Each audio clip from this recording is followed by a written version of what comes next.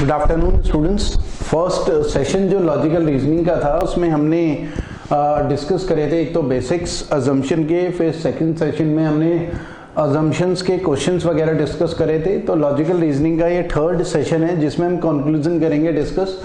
Conclusion start करने से पहले समझ लेते हैं कि कोई भी स्टेटमेंट हमारे पास दिया हो तो उसे हम तीन कैटेगरी में डिवाइड कर सकते हैं। या तो हम बोलेंगे वो स्टेटमेंट ट्रू है, या हम बोलेंगे वो स्टेटमेंट फॉल्स है, या हम बोलेंगे वो स्टेटमेंट पॉसिबल है।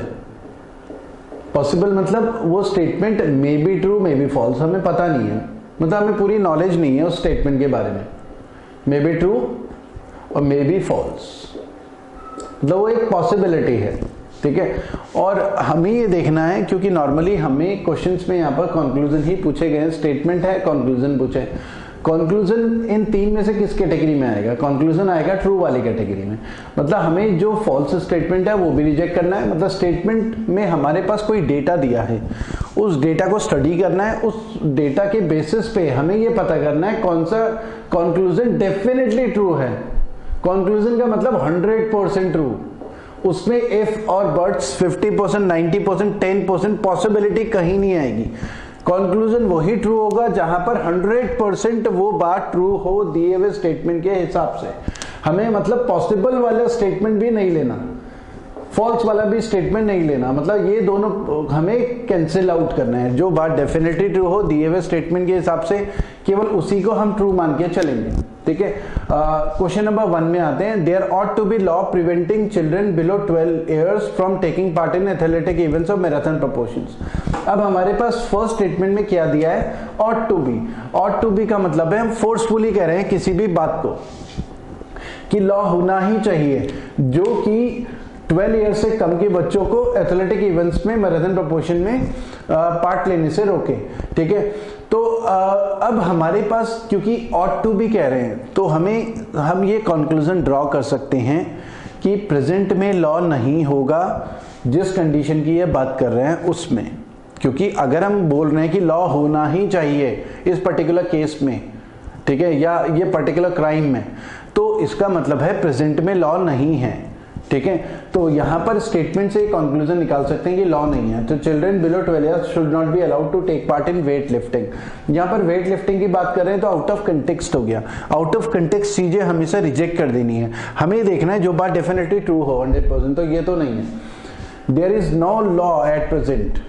अब उसी कंटेक्स्ट में बोल रहे हैं, देखते हैं, to prevent children below 12 years from taking part in athletic events of marathon proportion. बिल्कुल एग्जैक्टली वही बोल रहे हैं, ठीक है। और यहां पर बोल रहे हैं क्योंकि यहां पर बोल रहे हैं ought to be law, law होना ही चाहिए, यहां पर बोल रहे हैं कि लॉ नहीं है। तो इससे कंक्लूजन हम निकालते हैं सेकंड वाला। और इसके जो आंसर ऑप्शन है यहीं पर स्टेटमेंट्स में दिए हुए हैं, conclusion first follow, conclusion second follow. जब दोनों भी फॉलो नहीं करेंगे, यहां पर दोनों फॉलो करेंगे, तो यहां पर आंसर होगा सेकंड। तो आगे जितने भी स्टेटमेंट्स हैं आप डायरेक्शंस पढ़ भी रख सकते हो कि क्या बोला, डायरेक्शंस पे क्या बोला है। तो हमें दिए हुए स्टेटमेंट को यहाँ ये भी लिखा हुआ, you have to assume everything in the statement to be true. जो स्टेटमेंट है उसमें हर एक बात ट्रू मान के चलनी है, बाहर की नॉलेज नहीं लगानी है। जो स्टेटमेंट दिया हुआ वो ट्रू मान के चलना है। फिर consider the two conclusions together, decide which of them logically follow beyond a reasonable doubt. मतलब हमें डेफिनेटली ट्रू देखना है बियॉन्ड अ रीजनेबल डाउट, ठीक है। उससे क्या होगा, आपको कंक्लूजन में क्लैरिटी आएगी अगर आप डायरेक्शंस भी पढ़ते हो तो, ठीक है। तो यहां पर ये सेकंड वाला beyond a reasonable doubt correct है, सेकंड वाला फर्स्ट वाला आउट ऑफ कंटेक्स्ट है, ठीक है।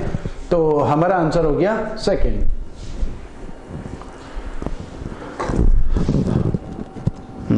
नेक्स्ट क्वेश्चन में आते हैं। It is tough playing on Saturday Sunday. Students, आपको ये सारे क्वेश्चंस सोल्यूशन देखने से पहले ये सारे क्वेश्चंस पहले खुद से ट्राई करने हैं, उसके बाद ही सॉल्यूशंस देखने हैं। आपको असाइनमेंट मिला हुआ है, ये असाइनमेंट सबमिट करना है, उसके बाद ही ये सॉल्यूशंस देखने हैं। It is tough playing on Saturday and Sunday. Brian Lara ने कहा है, ब्रेन लारा ने कहा है कि सैटरडे संडे को खेलना काफी टफ है, ठीक है। अब हमें क्या निकालना है? बियॉन्ड अ रीजनेबल डाउट, जो बात 100% ट्रू हो। कंक्लूजन का मतलब क्या होता है? 100% ट्रू हो। मतलब हमें पॉसिबिलिटी वाली बातें भी नहीं लेनी। तो पहला चेक करें, Brian Lara plays on Saturday Sunday. तो ब्रेन लारा सैटरडे संडे को खेलता होगा क्या? आपको क्या लगता है? देखो यहां पर हमें देखना है क्या ये 100% ट्रू है। तो यहां पर अगर ब्रेन लारा बोल रहा है कि it is tough playing on Saturday Sunday, तो ब्रेन लारा क्या पता खेलता हो, क्या पता ना खेलता हो सकता है ब्रेन लारा कोच हो टीम का, ठीक है, क्योंकि वो कोच है तो डिफिकल्टी लेवल जानता है, तो तब क्या पता बोल रहा हो कि सैटरडे संडे को खेलना टफ है। या कमेंटेटर भी हो सकता है ब्रेन लारा, ठीक है, तो उसके बेसिस पे वो बता रहा हूं, ठीक है। जैसे अगर मैं बोलूं कि नवजोत सिंह सिद्धू ये बोल रहे हैं कि गर्मियों में खेलना बहुत टफ है, ठीक है, 2020 2021 की, इसका मतलब ये नहीं है कि सिद्धू खेलता ही होगा गर्मियों में। तो बेसिकली कंक्लूजन्स क्या होते हैं, हमें देखना है 100% ट्रू। तो यहाँ पर सिद्धू खेल भी सकता है, नहीं भी खेल सकता, एक पॉसिबिलिटी है। तो हमें यहाँ पर 100% ट्रू ही मान के चलना है, जो भी बातें 100% ट्रू है। तो ये 50-50 वाली बात हो सकती है, 50-50% पॉसिबिलिटी हो सकती है मतलब ये, लेकिन डेफिनेटली ट्रू नहीं है। क्या पता ब्रेन लारा खेलता हो सैटरडे संडे को, या ऐसा भी हो सकता है वो डिफिकल्टी लेवल जानता है, वो टीम का कोच हो, कमेंटेटर हो, कुछ भी हो सकता है। तो फर्स्ट के बारे में कंफर्म नहीं है, फॉल्स नहीं बोल रहे हैं उसे, कंफर्म नहीं है, ठीक है। Brian Lara knows the difficulty of playing on Saturday Sunday, तो ये डेफिनेटली होगा। तो इसका आंसर हो गया सेकंड का, ठीक है। Question number 3, with the onslaught of tourism the ethnic culture of Goa has gone out of public life. Question number 3 में बोला है जैसे ही टूरिज्म स्टार्ट होता है गोवा का एथनिक कल्चर जो है पब्लिक लाइफ के बाहर हो जाता है। इसका मतलब यह है कि क्वेश्चन में स्टेटमेंट के हिसाब से जब भी टूरिस्ट गोवा में जाते हैं तो वहाँ का कल्चर बिगड़ जाता है, मतलब टूरिस्ट लोग थोड़ा माहौल खराब कर देते हैं वहाँ पर, ठीक है। इसका मीनिंग ये है, ठीक है। तो कंक्लूजन क्या होगा, तो conclusion ethnic culture of places where no tourist visits remains unaffected. तो ये क्योंकि गोवा के बारे में बात कर रहा है, अदर प्लेसेस के बारे में बात नहीं कर रहा है। मतलब ये वैसे अगर हम प्रैक्टिकली सोचें, किसी भी जगह का अगर हम देखें, कोई भी टूरिस्ट प्लेस हो, नॉर्मली टूरिस्ट कहीं भी जाते हैं तो टूरिस्ट जब कहीं भी जाएंगे तो ज़्यादातर वो मस्ती के लिए जाते हैं, तो कई बार वो इन्वायरमेंट भी डैमेज कर रहे होते हैं। चिप्स खा के कोल्ड ड्रिंक की बॉटल फेंक देंगे, पीने के बाद गंदगी फैलाएंगे, हल्ला करेंगे रात को, तो एथनिक कल्चर कई बार खराब भी हो जाता है टूरिस्ट प्लेसेस में। कई बार और भी रीजंस हो सकते हैं एथनिक कल्चर खराब होने की वजह, जैसे लीकर हो गया, ड्रग्स हो गया। तो जरूरी नहीं कि टूरिस्ट की वजह से एथनिक कल्चर खराब हो, रीजन कुछ भी हो सकते हैं। लेकिन यहाँ पर किसके कंटेक्स्ट में बोला है, गोवा के कंटेक्स्ट में, कि जैसे टूरिज्म स्टार्ट होता है गोवा का एथनिक कल्चर खराब हो जाता है, ठीक है। तो कंक्लूजन हमें बताना है इसके बेसिस पे, ethnic culture of places where no tourist visits remains unaffected. या आउट ऑफ कंटेक्स्ट है, यहाँ पर स्टेटमेंट में जो भी डेटा है वो केवल गोवा के कंटेक्स्ट में दिया हुआ है, ठीक है। इसका नेक्स्ट वाला पढ़ते हैं, tourism is the only thing that leads to erosion of ethnic culture. ये ओनली की वजह से रिजेक्ट हो जाएगा, केवल टूरिज्म की वजह से एथनिक कल्चर खराब नहीं होता, और भी बहुत सारे रीजंस हो सकते हैं, लीकर हो सकता है, ड्रग्स हो सकता है, और भी बहुत सारे रीजंस हो सकते हैं एथनिक कल्चर खराब होने के। तो यहाँ पर ओनली की वजह से रिजेक्ट हो गया। तो इसका आंसर होगा स्टूडेंट्स हमारा थर्ड। नाइदर के लिए हमारे पास थर्ड दिया हुआ था ना, डायरेक्शन में देख भी सकते हो, हाँ नाइदर के लिए थर्ड दिया है। तो फिर क्वेश्चन नंबर 4 में आते हैं, armed cadre which is spread in 12 states of a country. देखो एक तो ये बोला armed cadre which is spread in 12 states of a country, army जो है कंट्री के 12 स्टेट्स में फैली हुई है। तो इससे एक बात तो पता चल रही है, कंट्री में या तो 12 स्टेट्स हैं या 12 से ज्यादा स्टेट्स हैं, 13 भी हो सकते हैं, 14, 12 से कम नहीं है, बस 12, 13, 14, 15 कितने भी हो सकते हैं पता नहीं। कंट्रोल्स है लिटिल लेस देन क्वार्टर मतलब 1/4, ठीक है। कंट्री 602 डिस्ट्रिक्ट, मतलब आर्मी 12 स्टेट में, क्वार्टर मतलब इसका 1/4 लगभग 150, अराउंड 150 डिस्ट्रिक्ट्स में फैली हुई है आर्मी। अब हमें ये भी पता चल रहा है कि कंट्री में 102 डिस्ट्रिक्ट हैं, बस ये नहीं पता चल रहा है कंट्री में 12 स्टेट हैं या 12 से ज्यादा है, 13 भी हो सकते हैं, 14 भी हो सकते हैं, लेकिन कंट्री में 602 डिस्ट्रिक्ट है, ठीक है। Conclusion, country has more than, क्योंकि हमें तो beyond a reasonable doubt 100% true देखना है, country has more than 12 states. तो यहां पर मोर देन बोला हुआ है, इक्वल टू भी तो हो सकता है, तो कुछ कंफर्म नहीं है, 50-50 एक पॉसिबिलिटी है कि कंट्री में 12 से ज्यादा स्टेट होंगे, क्या पता इक्वल टू 12 स्टेट हो। तो हमें रिजेक्ट कर देना है, हमें बताना है जो 100% ट्रू हो, हमें बताना है जो 100% ट्रू हो। तो फर्स्ट वाला गया। Second, 12 states together have less than 602 district. अब फिर से इसमें इक्वल टू छोड़ दिया, क्या पता कंट्री में 12 ही स्टेट हो, उन 12 स्टेट में इक्वल टू 602 डिस्ट्रिक्ट हो, और यहां पर केवल लेस देन की बात करिए, तो ये भी एक पॉसिबिलिटी है, 100% नहीं है। हमें केवल क्या ध्यान रखना है स्टूडेंट्स, कंक्लूजन का मतलब है 100% true beyond a reasonable doubt, जो कि डायरेक्शन में लिखा भी था, तो इसलिए हमारा ये भी गया, तो हमारा इसका आंसर होगा फोर्थ ऑप्शन, थर्ड ऑप्शन, ना इधर दोनों कैंसिल हो गए, तो थर्ड हमारा ऑप्शन आंसर होगा। ठीक है,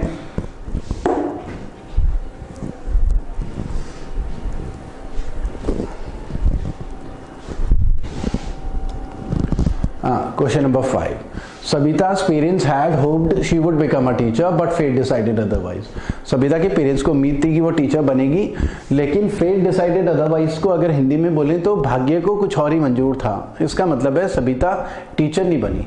ठीक है, सीधा सा मतलब ये है, स्टेटमेंट के हिसाब से पता चल रहा है। सबिता के पेरेंट्स को उम्मीद थी वो टीचर बनेगी, लेकिन भाग्य को कुछ और ही मंजूर था, तो एक श्योर है कि वो टीचर नहीं बनी। ठीक है, इसी स्टेटमेंट को, दिए हुए स्टेटमेंट को ट्रू मान के ही हमें सॉल्व करना है। तो 100% ट्रू क्या होगा, Sabita did not become a teacher, ये 100% ट्रू है। Second, Sabita disagreed with her parents, तो ये 100% ट्रू नहीं है, पॉसिबिलिटी है, क्या पता सबिता ने डिसएग्री ना करा हो, वो कोशिश करती रही हो टीचर की, पेरेंट्स ने ही बोला हो कि रहने दे कि नहीं बन पा रही है टू टीचर, कुछ भी हो सकता है, पॉसिबिलिटी कुछ भी हो सकती है। तो यहाँ पर ये पॉसिबल है लेकिन 100% ट्रू नहीं है, तो हमारा फर्स्ट 100% ट्रू है कि वो टीचर नहीं बनी, तो फर्स्ट आंसर हो गया। क्वेश्चन नंबर 6 to 10 में आते हैं। इन मोस्ट केसेस इसमें स्टेटमेंट है, फिर कंक्लूजन दिए हुए हैं, तो कंक्लूजन हमारे पास जो भी स्टेटमेंट है, कंक्लूजन 1, 2 और भी हैं क्या, हाँ 3 स्टेटमेंट इसमें दिए हुए हैं।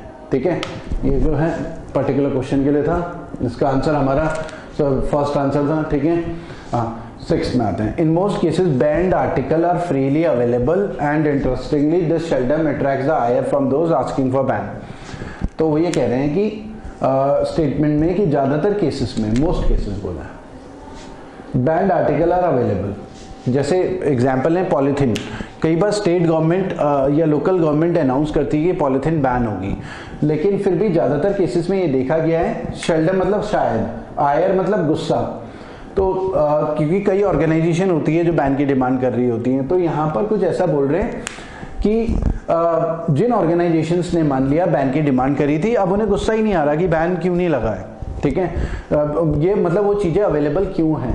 ठीक है, तो यहाँ पर हमें दिए हुए स्टेटमेंट को ट्रू मान के चलना है। यहाँ पर बोल रहे हैं मोस्ट केसेस में बैंड आर्टिकल अवेलेबल है, और इंटरेस्टिंगली शायद ही उन लोगों को गुस्सा आता हो जिन्होंने बैन की डिमांड करी थी, मतलब उन लोगों को गुस्सा नहीं आ रहा, उनका कोई वेस्टेड इंटरेस्ट रहा हो, क्या पता। ठीक है, जैसे फॉर एग्जांपल गुजरात में लीकर बैन है, या केरला में लीकर बैन है, बिहार में लीकर बैन है, कुछ ऑर्गेनाइजेशन ने मान लिया, डिमांड करी कि लीकर बैन होना चाहिए।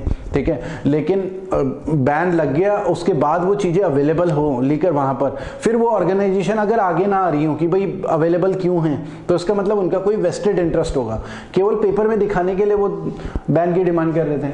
ठीक है, तो हमें यहां पर देखते हैं, those asking for ban are interested in personal gain, इस दिए हुए स्टेटमेंट को ट्रू मान के ही देखें तो फर्स्ट वाला करेक्ट है। प्रोड्यूसर्स और the band article the ones who seek the ban, तो ये कुछ कह नहीं सकते कि प्रोड्यूसर, यहाँ पर ऐसा कुछ दिख नहीं रहा है ना कि प्रोड्यूसर्स ने ही बैन की डिमांड करी थी, तो हमारा इसका फर्स्ट तो फॉलो कर रहा है, आगे और भी दिया है। Interest shown in obtaining the ban is not shown in its implementation, तो ये भी करेक्ट है, तो थर्ड वाला भी फॉलो कर रहा है, क्योंकि इसमें दिख रहा है ना, क्योंकि इम्प्लीमेंटेशन हुआ ही नहीं, पेपर में तो बैन डिक्लेयर कर लिया ऑन रिकॉर्ड, लेकिन एक्चुअल में बैन नहीं है, वो चीजें अवेलेबल है, तो हमारा क्या होगा, फर्स्ट फॉलो कर रहा है और थर्ड फॉलो कर रहा है, तो फर्स्ट एंड थर्ड। ठीक है, तो थर्ड हमारा आंसर हो जाएगा। ठीक है,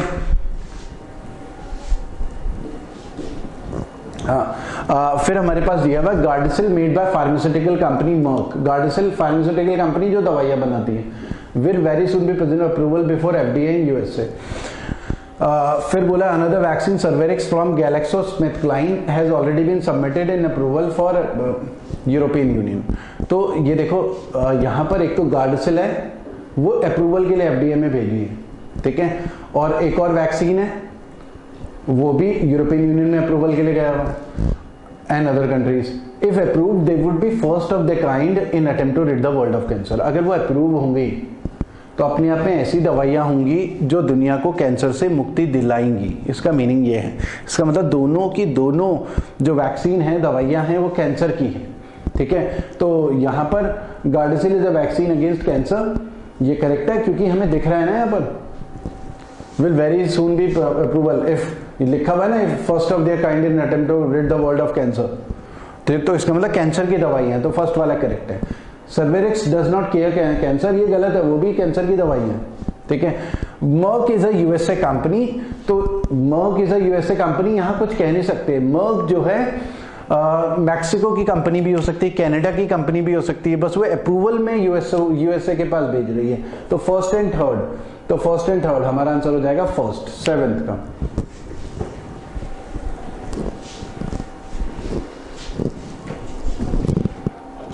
हाँ, PETA Animal Rights Organization took Martin to court for keeping Kochani. Martin argued that Kochani was free to fly off any time. PETA क्या है? People for Ethical Treatment for Animal. People for Ethical Treatment to Animals. मतलब animal rights organisation है। जैसे इनकी सबसे बड़ी campaign चलती है गो ग्रीन कैंपेन, शाकाहारी बनो, गो ग्रीन कैंपेन, ठीक है। उसके अलावा एनिमल राइट्स के लिए कि पिंजरे में कैद नहीं करना, ठीक है, या घोड़ा गाड़ी उसके अगेंस्ट रहते हैं, या जो हंटिंग होती है, ठीक है, उसके अगेंस्ट रहते हैं, तो लेदर प्रोडक्ट्स के अगेंस्ट रहते हैं पेटा वाले, ठीक है। एनिमल राइट्स ऑर्गेनाइजेशन है, तो यहाँ पर PETA animal rights organisation Martin को कोर्ट लेके गए कोचैनी रखने की वजह से। कोचैनी कोई एनिमल रहा होगा, तभी तो एनिमल राइट ऑर्गेनाइजेशन उसे कोर्ट लेके जाएंगे। मार्टिन ने आर्ग्यू करा कि कोचैनी वो फ्री टू फ्लाई ऑफ, यहाँ पर फ्लाई ऑफ का मतलब उड़ना या भाग जाना दोनों है, ठीक है। तो मार्टिन ने आर्ग्यू करा कि कोचैनी free to fly off any time. Court agree हो गया कि ठीक है, हाँ तुमने कैद नहीं करा था। बेसिकली पेटा क्यों लेकर जाएगा कि भाई इसने कैद करके रखा हुआ था, तो मार्टिन ने बोला नहीं मैंने कैद नहीं करा था, वो अपनी मर्जी से था, वो कभी भी उड़ सकता था, भाग सकता था, लेकिन वो खुद ही नहीं गया। तो कोर्ट एग्री हो गया, ठीक है। तो कोचैनी इज नॉट अ बर्ड, ये कुछ कह नहीं सकते, कोचैनी बर्ड भी हो सकता है क्योंकि बर्ड भी एनिमल की कैटेगरी में आता है, ठीक है। तो कोचैनी इज एन एनिमल, ये तो डेफिनेटली ट्रू होगा, ठीक है। एनिमल राइट ऑर्गेनाइजेशन है क्योंकि, इसीलिए सेकंड वाला करेक्ट है। There are laws to protect the rights of animal, तभी तो उसे कोर्ट लेके गए, तो सेकंड एंड थर्ड फॉलो, तो फोर्थ आंसर हो गया। 9 earlier it was only cricket, only पे खास ध्यान देना, that enjoyed a countrywide popularity. Only cricket का मतलब है केवल क्रिकेट पॉपुलर था, अदर गेम्स के लिए नो है, ठीक है। चाहे वो फुटबॉल हो, चेस हो, कोई भी गेम हो, ठीक है, हॉकी हो, सब के लिए मना है, ठीक है, क्योंकि पहले केवल क्रिकेट पॉपुलर था और कोई गेम पॉपुलर नहीं था। Media plays a major role in popularising a particular sport, इसका मतलब ये है कि मीडिया ने ही पहले क्रिकेट को पॉपुलर किया हुआ था। अब क्रिकेट के अलावा अदर गेम्स भी पॉपुलर हैं, लेकिन उनके बारे में पता नहीं चल रहा है कौन से गेम पॉपुलर हैं क्रिकेट के अलावा, लेकिन पहले केवल क्रिकेट था। Earlier football was not popular in India, ये 100% ट्रू होगा, क्योंकि पहले केवल क्रिकेट पॉपुलर था, इसका मतलब फुटबॉल भी नहीं था पॉपुलर और हॉकी भी नहीं था, तो फर्स्ट वाला करेक्ट है। Now the media is also covering sports other than cricket, तो ये करेक्ट है क्योंकि हमें दिख रहा है ना media plays a major, earlier only, पहले केवल क्रिकेट था, अब और भी पॉपुलर होंगे, ठीक है। तो मीडिया अदर स्पोर्ट्स भी कवर कर रही है ना। Football enjoy the countrywide popularity in India, ये कंफर्म्ड नहीं है, हमें बताना है जो डेफिनेटली ट्रू हो, 100% ट्रू हो, ठीक है, श्योर शॉट, तो उसके बारे में बताना है। तो ये पॉसिबल है, लेकिन हमें तो क्योंकि 100% ट्रू बताना है तो कुछ कह नहीं सकते, इसलिए हमारा थर्ड वाला चला गया, फर्स्ट एंड सेकंड फॉलो, तो हमारा फोर्थ आंसर हो गया। 9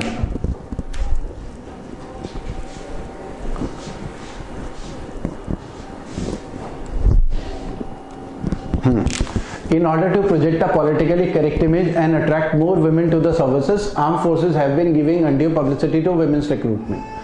तो यहाँ पर अपनी इमेज को करेक्ट करने के लिए और मोर विमेन, इसका मतलब विमेन ऑलरेडी होंगी और विमेन को सर्विसेज में अट्रैक्ट कर रहे हैं। Arm forces have been giving undue publicity to women's recruitment. Undue publicity का मतलब है जरूरत से ज्यादा पब्लिसिटी दे रहे हैं, ठीक है। तो कंक्लूजन देखते हैं, no women has joined the arm forces, ये तो गलती है, ठीक है, ये कंक्लूजन नहीं है, क्योंकि यहाँ पर मोर विमेन बोला, इसका मतलब कुछ विमेन तो ऑलरेडी हैं, ठीक है, तो कुछ और को अट्रैक्ट करना चाह रहे हैं, बस अपनी इमेज को करेक्ट करने के लिए। Men are not encourage to join the arm forces, ये कुछ नहीं कह सकते, हो सकता है मेन को भी इनकरेज किया जा रहा हो, बस विमेन को जरूरत से ज्यादा इनकरेज किया जा रहा हो, ये भी 100% नहीं कह सकते, इसलिए रिजेक्ट हो गया है वाला भी। Army is interested in this image, ये तो लगा हुआ है, in order to project a politically correct image, तो ओनली थर्ड फॉलो। तो स्टूडेंट्स ये कंक्लूजन की क्लास थी, फिर नेक्स्ट सेशन में इससे आगे वाले क्वेश्चंस लॉजिकल रीजनिंग में डिस्कस करेंगे। Okay, thank you.